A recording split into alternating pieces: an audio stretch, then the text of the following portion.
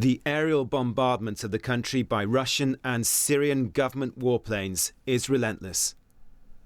This video apparently showing an airstrike on a town south of Aleppo.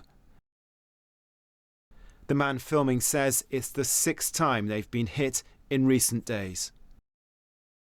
And once again, it is the innocent paying the price.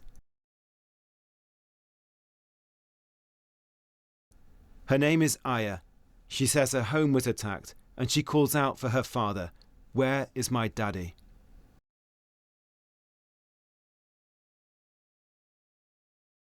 That the conflict in Syria has created one of the worst humanitarian crises since the Second World War is beyond doubt. According to the United Nations, at least 300,000 people have been killed.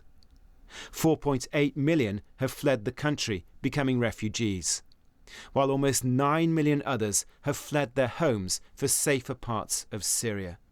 In total, that's more than half the entire population.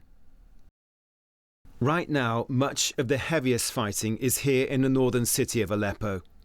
In this, the rebel-held area, more than 250,000 people have been under siege for weeks.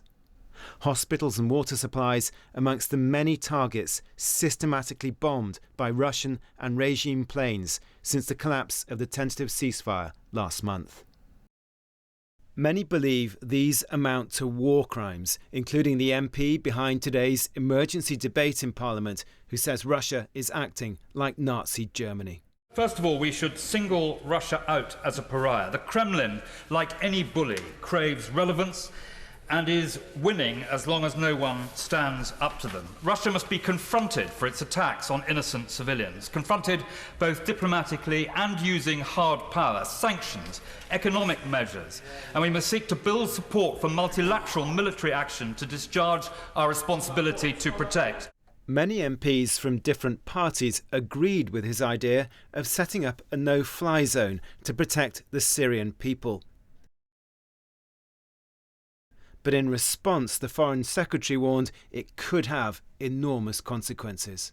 We cannot commit to a no-fly zone unless we are prepared to confront and perhaps, as my honourable friend behind me has already said, we cannot do that unless we are prepared to shoot down planes or helicopters that violate that zone. And we need to think very carefully about the consequences.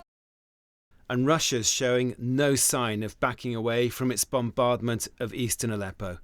It blames the West for the breakdown of the recent ceasefire here and seems determined to help the Syrian regime take back all this area from the rebels, whatever the cost. Richard Galpin, BBC News.